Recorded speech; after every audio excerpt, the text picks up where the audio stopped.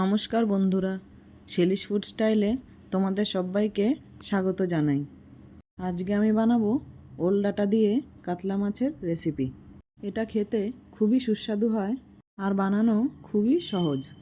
চলো বন্ধুরা রেসিপিটা দেখে নিই। এখানে আমি ওল ডাঁটা নিয়ে নিয়েছি।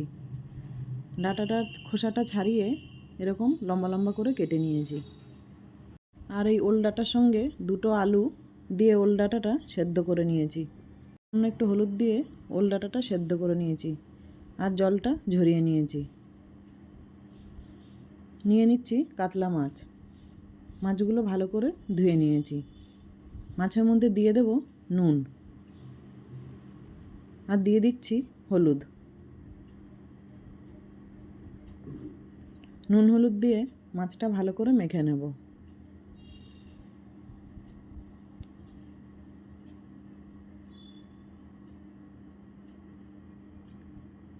মাছটা মাখা হয়ে গেছে। একটা কড়াতে তেল দিয়ে দিচ্ছি। তেলটা ভালো করে গরম করে নিয়ে নুন হলুদ মাখানো মাছগুলো দিয়ে দেব।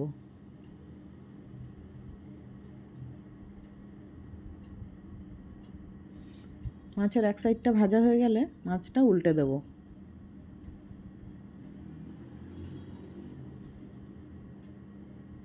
দুপিটেই বেশ লাল করে ভাজা হয়ে গেছে। মাছটা তুলে নিচ্ছি। বাকি মাছগুলো এইভাবে ভেজে নিয়েছি। ওই তেলের মধ্যেই দিয়ে দেব একটা পেঁয়াজ কুচি। পেঁয়াজটা নাড়াচাড়া করে একটু লাল কালার করে ভেজে নেব।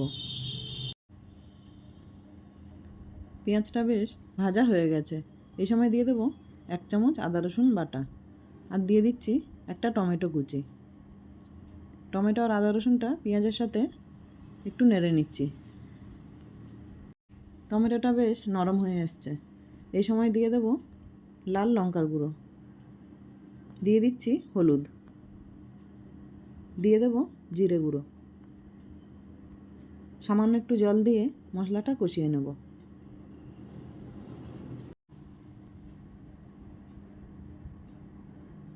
মশলাটা বেশ ভালো করে কষানো হয়ে গেছে। মশলা থেকে তেল ছেড়ে দিয়েছে। এই সময় দিয়ে দেব সেদ্ধ করা ওল ডাঁটা আর আলুটা দিয়ে দিচ্ছি আর দিয়ে দেব স্বাদমতো নুন।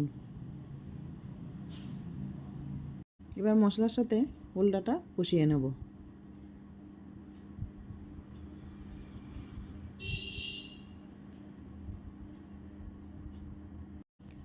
4 থেকে 5 মিনিট মতো কষানোর পরে দিয়ে দেব গরম জল। 1 থেকে 1.5 গ্লাস মতো জল দিয়ে দিচ্ছি। জলটা দিয়ে একটু নেড়ে নেওয়ার পর ফুটে উঠলে দিয়ে দেব ভেজে রাখা মাছ। মাছগুলো ঝোলের মধ্যে ডুবিয়ে দিয়ে একটা ঢাকা দিয়ে আলুটা সেদ্ধ হওয়া পর্যন্ত রান্নাটা করে নেব। কিছুক্ষণ পর ঢাকা খুলে দেখে নিচ্ছি। আলুটা বেশ ভালো সেদ্ধ হয়ে গেছে। দিয়ে দেব গরম মশলা গুঁড়ো। গরম মশলাটা তরকারির সাথে একটু মিশিয়ে দিচ্ছি। ওল ডাঁটা দিয়ে কাতলা মাছের তরকারি কিন্তু পুরোপুরি রেডি হয়ে গেছে গরম ভাত দিয়ে খাওয়ার জন্য। বন্ধুরা, আমার এই রেসিপিটা ভালো লাগলে একটা লাইক দিয়ে দেবে।